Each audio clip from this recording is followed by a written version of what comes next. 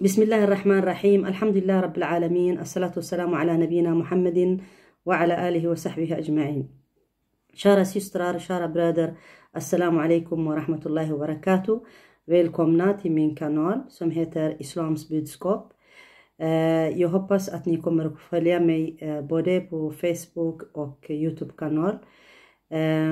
Jag kommer att prata om islam och min erfarenhet som muslim i Sverige. I olika sammanhang kan man säga.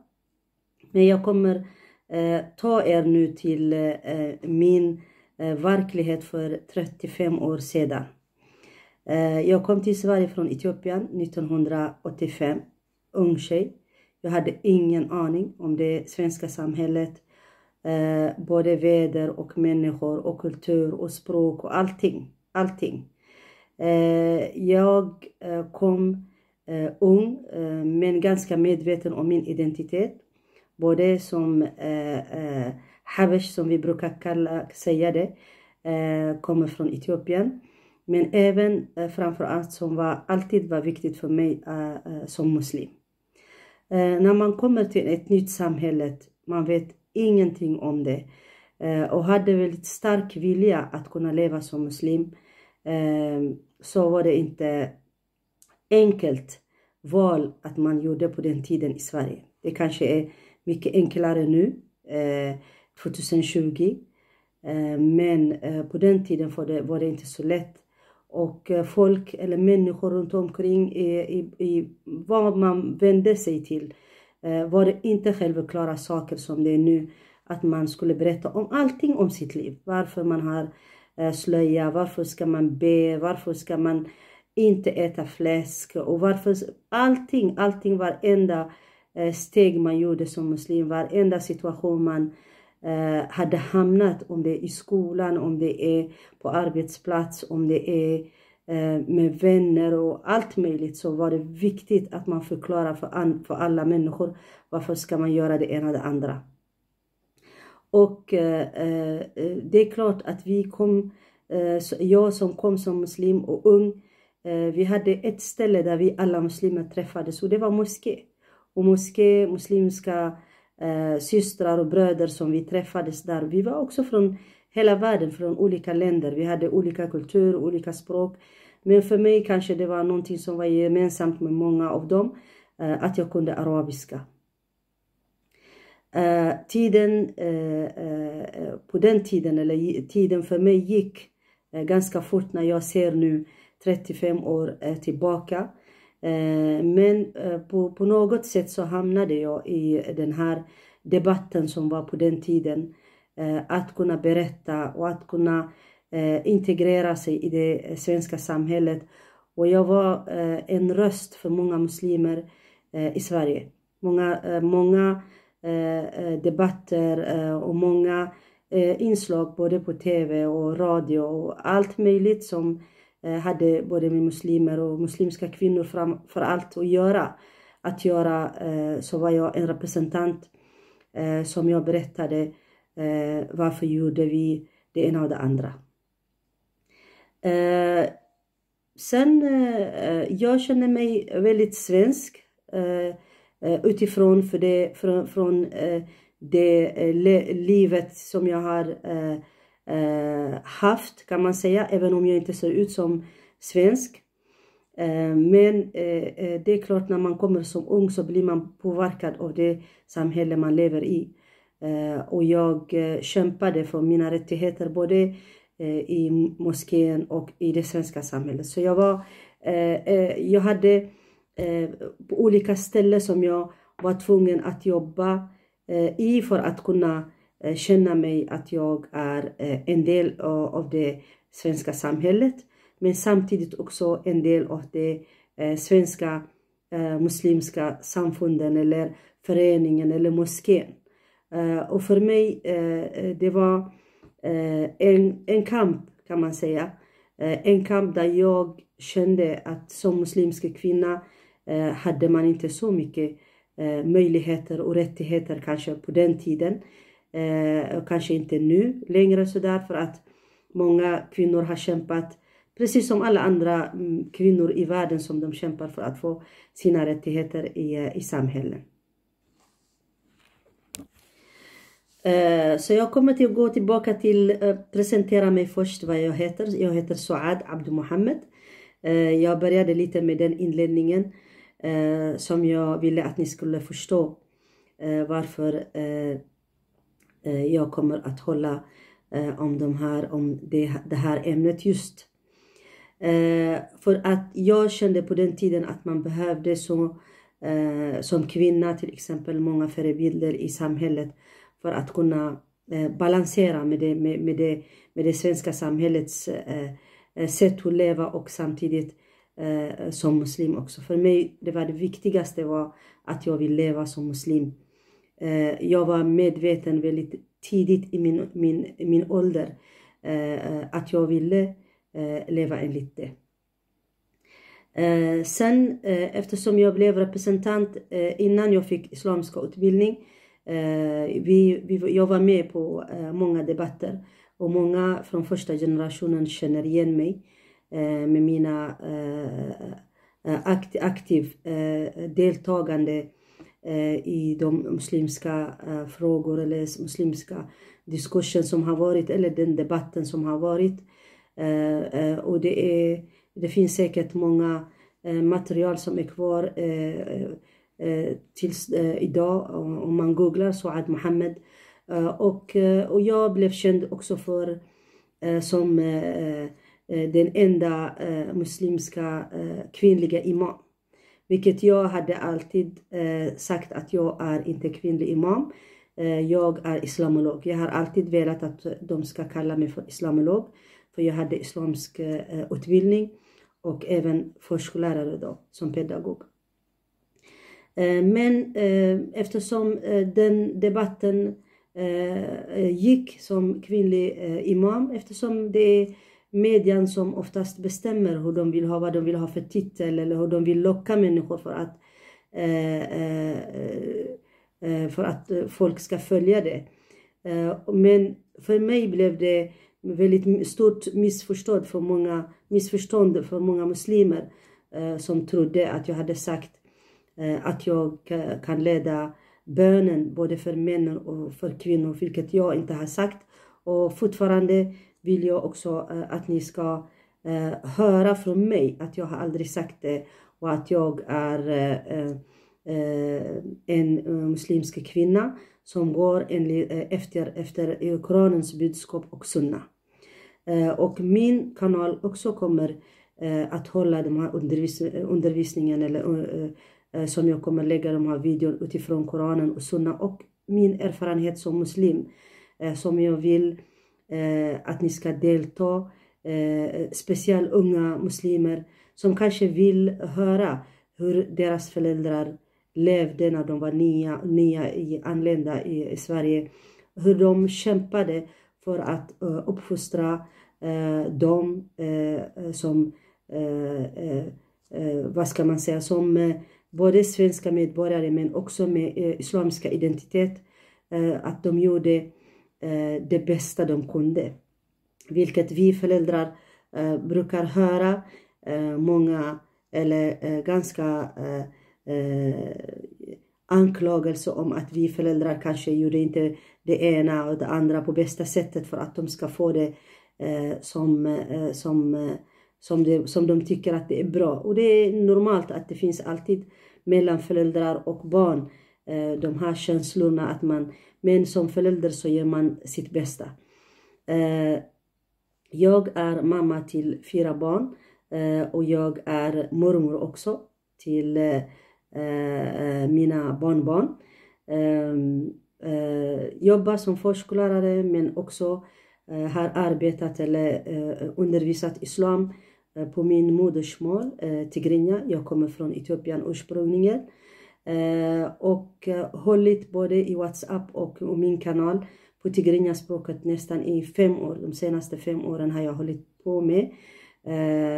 Vilket jag kände att det fanns behov av att undervisa om islam på tigrinja-språket men även på amarinja också. Jag har några videor men jag kommer fortsätta också Så jag har 3 kanaler kan man säga. En på svenska, och en på tigrinja och en på amarinja. Så jag hoppas att ni kommer att kunna följa på svenska. Förstås som jag har tänkt att det ska vara till Sverige och Sveriges muslimer. Min kanal är öppen för alla, förstås för alla, både muslimer och icke-muslimer som vill veta vad islam säger. Det är öppet för alla människor. Det finns säkert mycket kunskap också, både i YouTube eller bland även aktiva muslimer i Sverige, i moskéer och olika samfunden eller förbund som vi har. Men jag vill kunna presentera islam, berätta om islam utifrån mig själv, som jag vill att ni ska veta om. Utifrån, inte att jag kommer hitta på själv menar jag, men utifrån Koranen och Sunna, men utifrån hur jag förstår islam, hur jag lever som muslim. Det är viktigt för att olika människor kan presentera på olika sätt, och det finns mycket missförstånd om islam och muslimer i hela världen. Därför så tycker jag att det här är viktigt för mig att vara delaktig nu. Tillbaka kan man säga. Jag har gjort det hela tiden i Sverige. Men de senaste 5 åren har jag varit lite borta kan man säga, utifrån den debatten som handlar om islam. Jag har inte följt det faktiskt som jag har gjort det förut.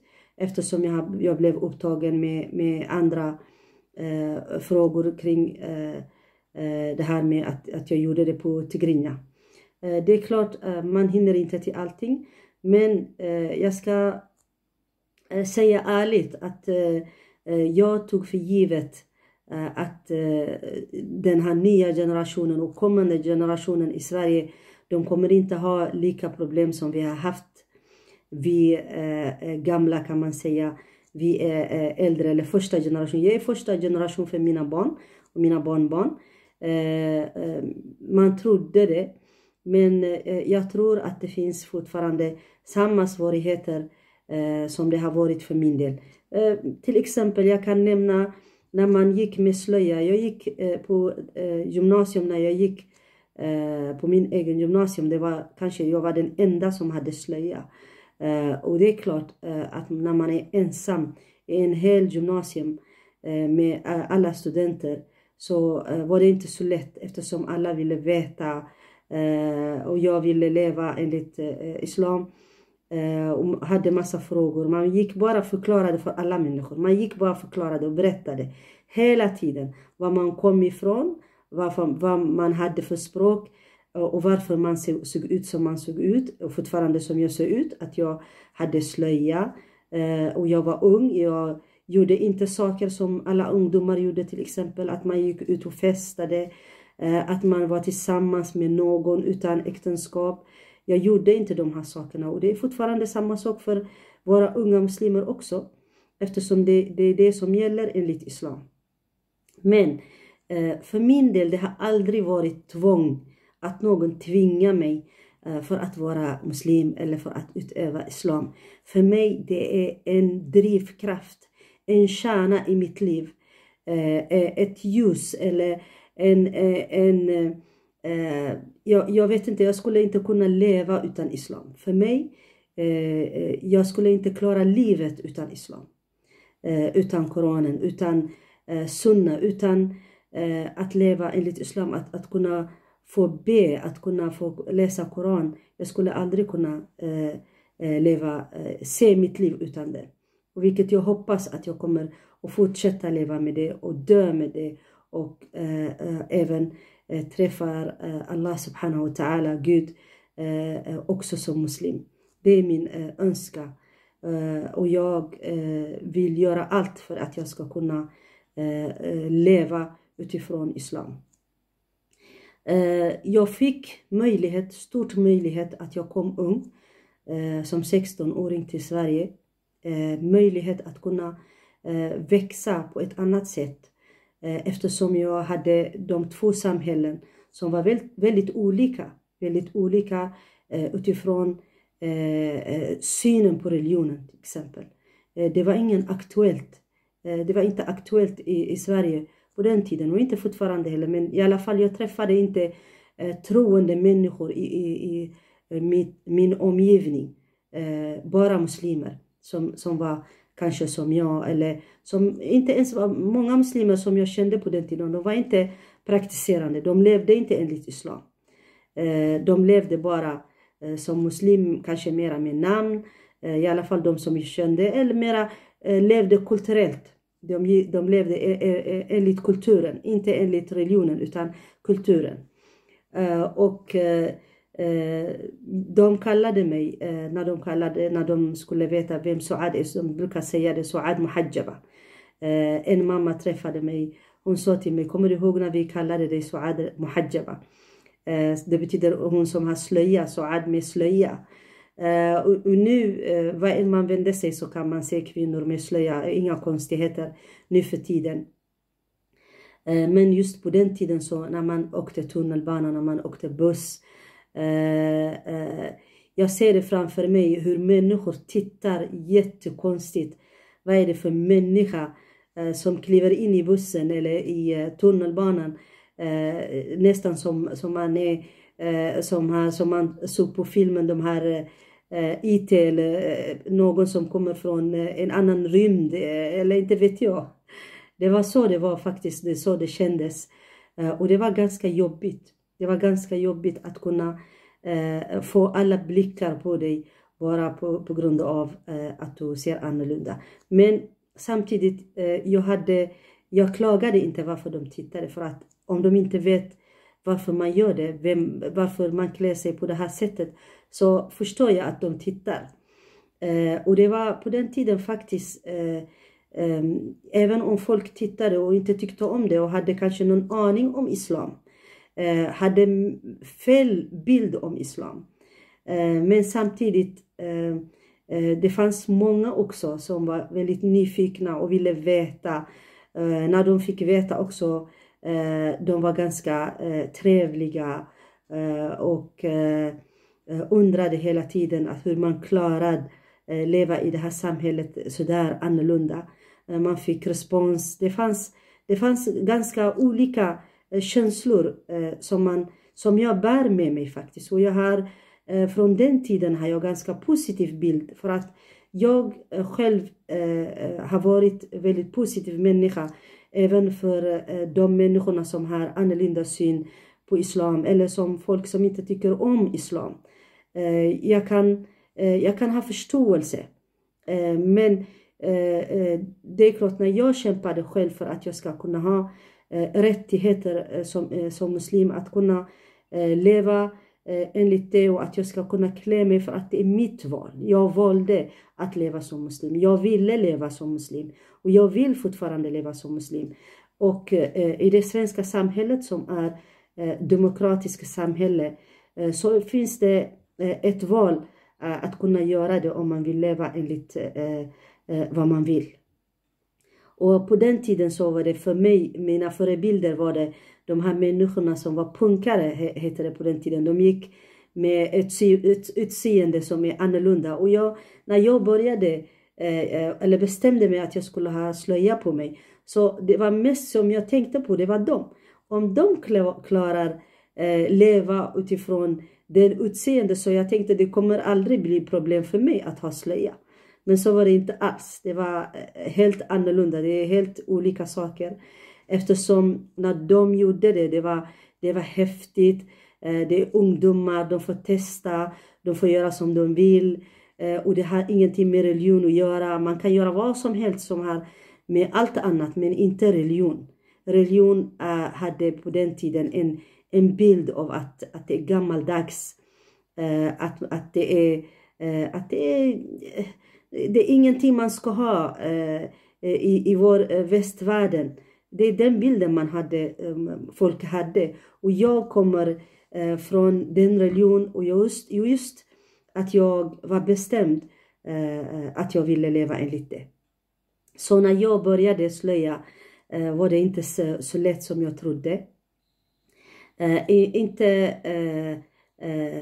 från det majoritetssamhälle bara, men även utifrån de närmaste, kanske som muslimer som man lever med, för att man hade olika syn på saken, olika syn på att jag vill leva enligt islam, men kanske de närmaste som var, om de är anhöriga eller om de är vänner, tyckte, varför ska du göra det?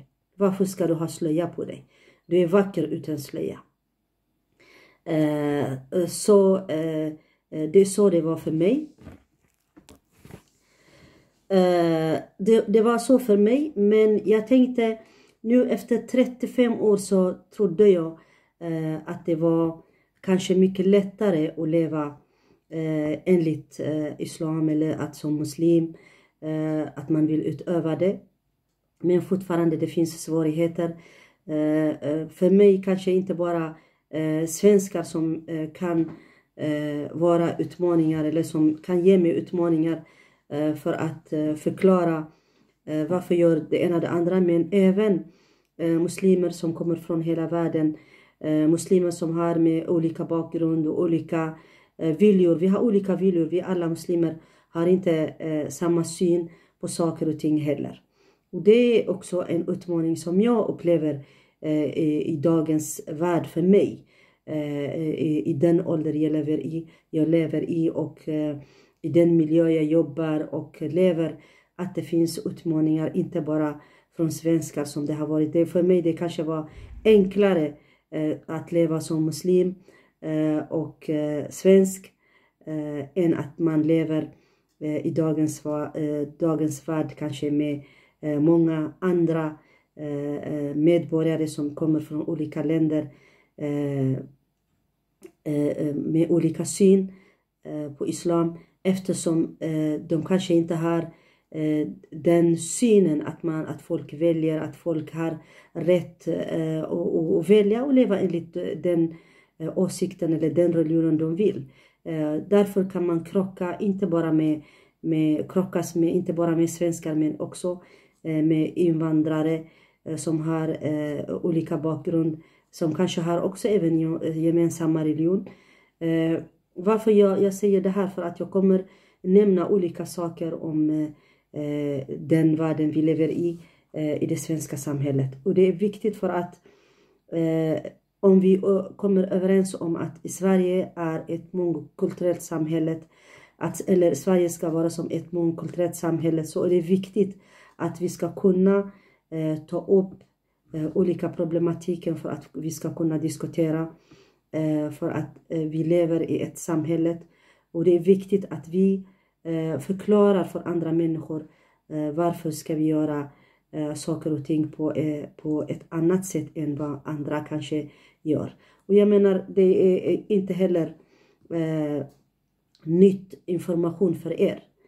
Säkert ungdomar har levt med kompisar som är muslimer, eller de har arbetskamrater som är muslimer från olika länder. Vi har som kultur kanske med många andra människor som kommer från andra länder gemensamt också. Men ibland kan det vara också svårigheter. Jag vill att ni ska lyssna på den här inslaget som gjorde mig lite att tänka.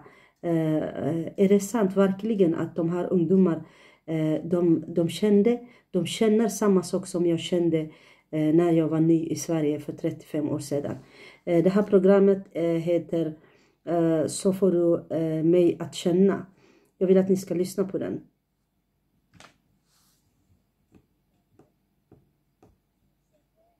Glad påsk. Och att ska jag göra från början lite. Ja, du ser det som ett spöke.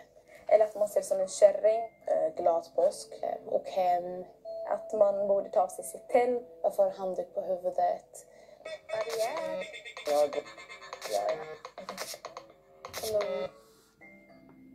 Jag skulle åka tåg och mitt kort vägrade funka på någon av spärrarna. Så spärrvakten sa åt mig att gå igenom den spärr som var öppen.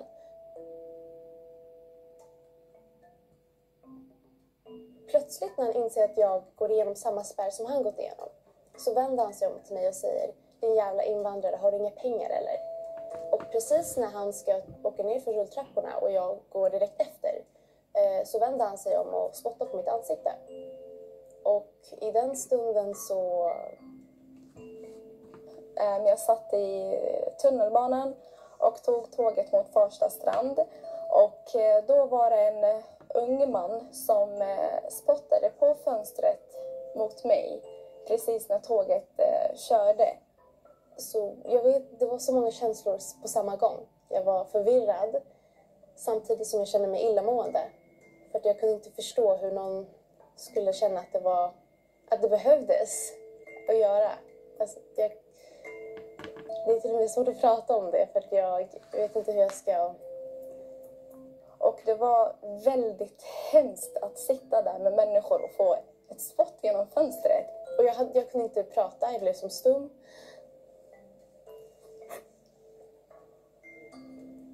Alltså man kände sig mest kränkt av alla andra gånger man har upplevt sådana... jag vet inte om det hade hjälpt om jag hade skrikit eller någonting. Men jag stod ju bara där och sen... Det var en gång när jag skulle in i tunnelbanan. Och eftersom att jag var så trött så väntade jag tills alla hade gått ut. Jag råkade gå in lite innan.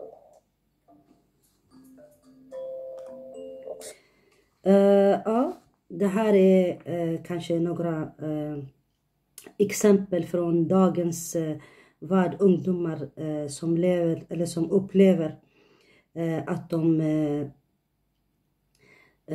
blir utsatta för att de har slöja, att de får spott, att folk kallar dem för jävla muslimer. Och det är våra barns generation, kan man säga. Och det är klart det finns många historier man har lyssnat också. Folk som har gått igenom. Och vi som muslimer alltid har blivit kopplade med utrikespolitik eller med världens situationer med muslimer i alla tider. Även när jag var ny också. Alltid folk kopplade oss till vad som händer runt omkring i världen. Att vi inte blev folk inte kunde sära mellan att vi som muslimer lever här i Sverige och vi lever utifrån de möjligheter, de lagar som skyddar religion. Det är därför vi är här. Så alltid att vi har alltid behövt förklara för andra människor att vi är inte som de andra. Eller då vi har inte med det att göra. Vi har inte med det att göra som händer i världen. Så därför har det varit att man hela tiden blev kopplad till utifrån vad som kommer att hända. Eller vad som händer utifrån att man blir behandlad också när man är ute i samhället. Om man är ute i tunnelbana eller bussen eller vad som helst. Så det är för mig är verkligen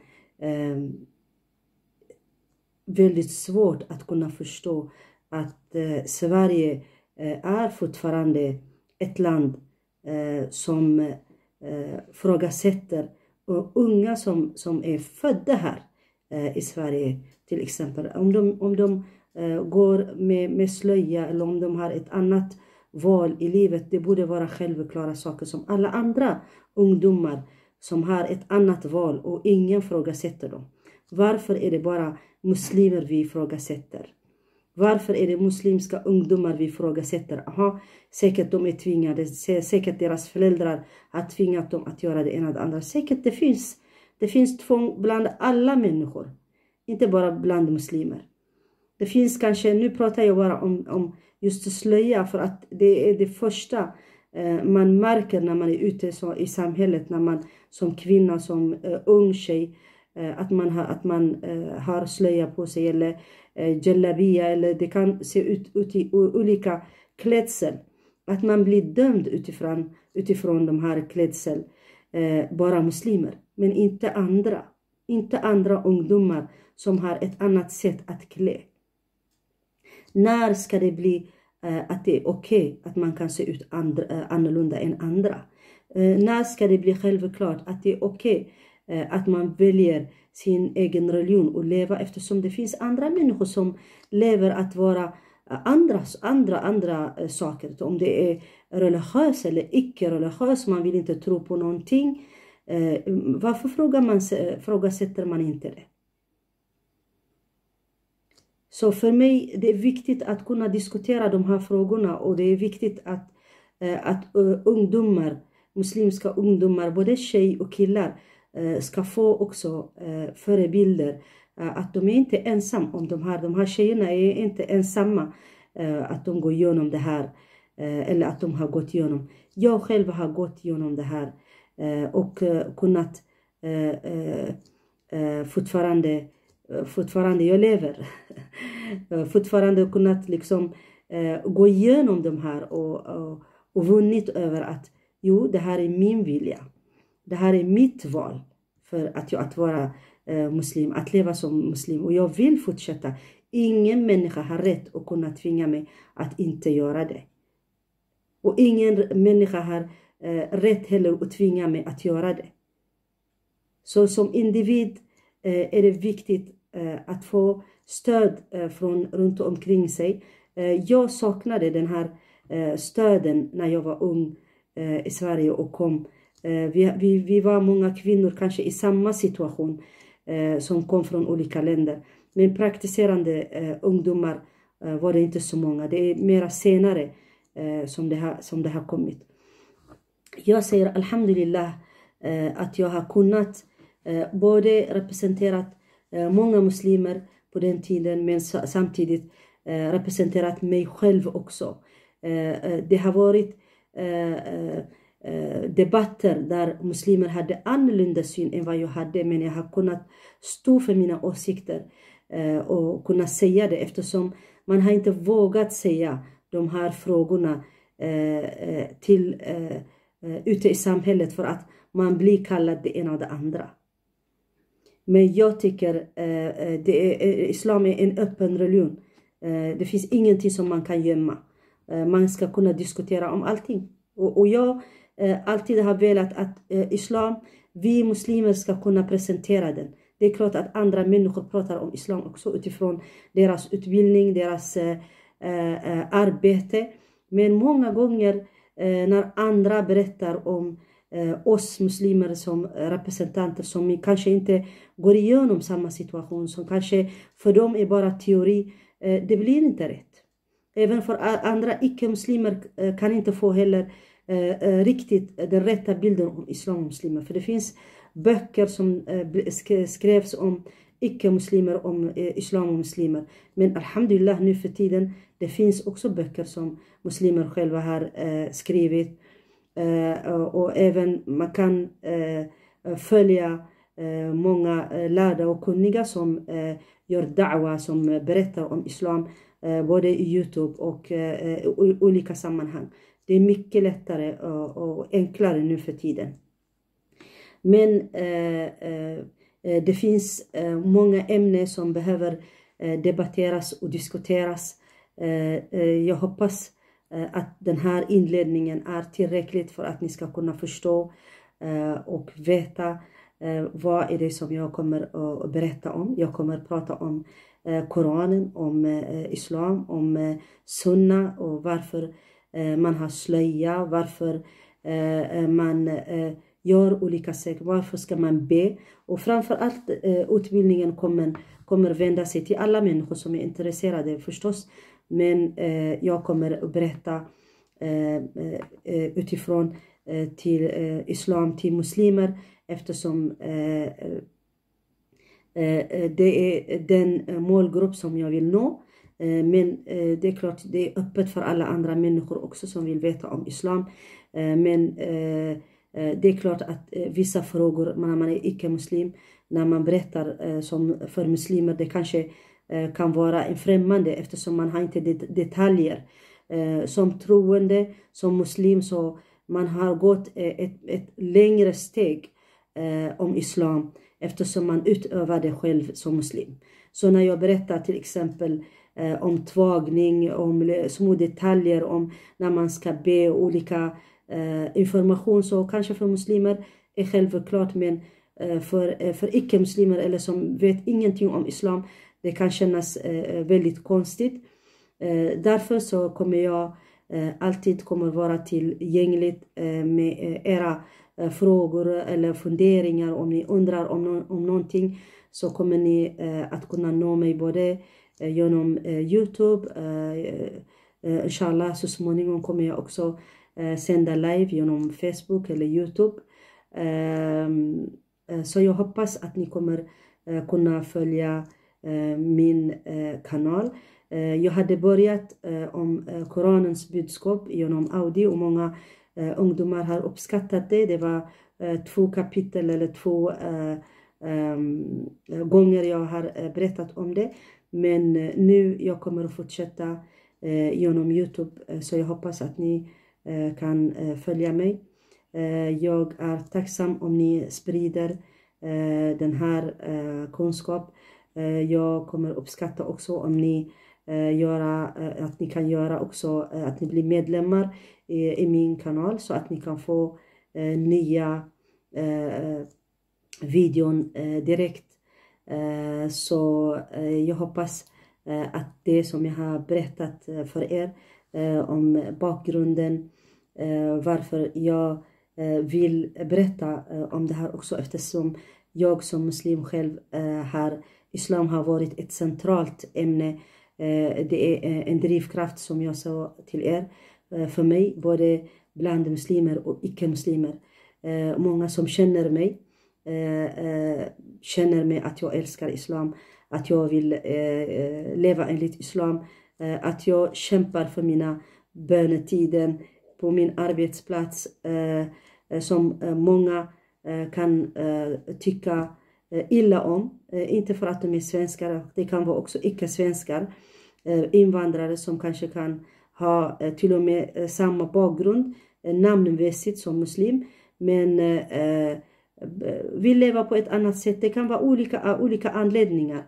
I alla fall för mig, alla som känner mig att jag vill så gott jag kan, var än jag befinner mig, vill jag vara en person, samma person i mitt hem, på min arbetsplats, där jag befinner mig. Jag vill leva enligt islam. Jag vill inte ha dubbelmoral. Jag vill inte leva enligt islam hemma eller ute enligt något annat, eller jag ska försöka nöja andra människor för att de tycker illa om islam eller om muslimer, eftersom det här är mina rättigheter i det här samhället, eftersom jag är exakt skyldig och delaktig i samhället, både som arbetare, som många andra människor, och betalar skatt och gör alla mina skyldigheter som medborgare i det svenska samhället. Och därför vill jag också få kunna leva enligt den friheten som alla andra människor har, eftersom utifrån den rättigheter så lever de enligt vad de vill. De kanske vill leva enligt att de festar, eller att de går med korta kläder, att de röker, eller att de gör allt annat som jag inte gör kanske. Och jag har inte emot det att andra människor lever på det sättet som de har valt själva. Men eftersom ni har den friheten att kunna leva och göra vad ni vill, så vill jag också att ni respekterar att jag vill leva enligt det valet jag har gjort, enligt den religion jag vill leva. Och jag hoppas att jag kommer kunna få göra det hela mitt liv, så länge jag lever i Sverige, och så länge jag lever på den här jorden i alla fall, var än jag kommer att befinna mig. Så jag vill tacka er för att ni har gett mig er tid, och jag hoppas att ni kommer följa mig. وآخر دعوانا الحمد لله رب العالمين وصلى الله على نبينا محمد وعلى آله وصحبه أجمعين والسلام عليكم ورحمة الله وبركاته.